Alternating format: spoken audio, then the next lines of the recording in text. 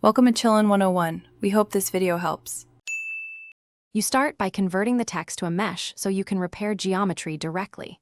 Select the object, apply transform resets with Ctrl+A to avoid scale issues, and convert to mesh immediately. Once done, press Tab to enter edit mode and enable face, edge, and vertex overlays so you can see topology clearly.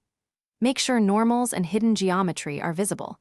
This prevents chasing invisible problems later. Now you're ready to isolate problematic areas and make precise fixes. You'll now find the actual broken geometry by selecting non-manifold elements.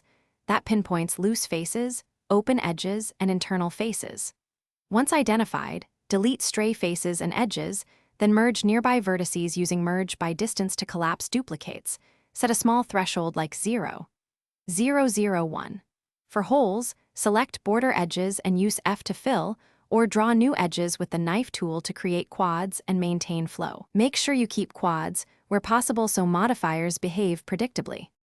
Finish by fixing normals. Hit A, then Shift+N to recalculate. Flip manually if faces still display incorrectly because shading depends on consistent normals. Then confirm any modifiers. Apply or adjust subdivision surface and solidify only after topology is clean. Keep them non-applied while testing. After applying transforms, inspect shading and enable auto smooth or set custom split normals if seams require a hard edge. If problems persist, one key troubleshooting tip. Isolate the issue by duplicating the object and progressively deleting regions to locate the offending geometry. Thanks for watching. Consider subscribing if we helped you.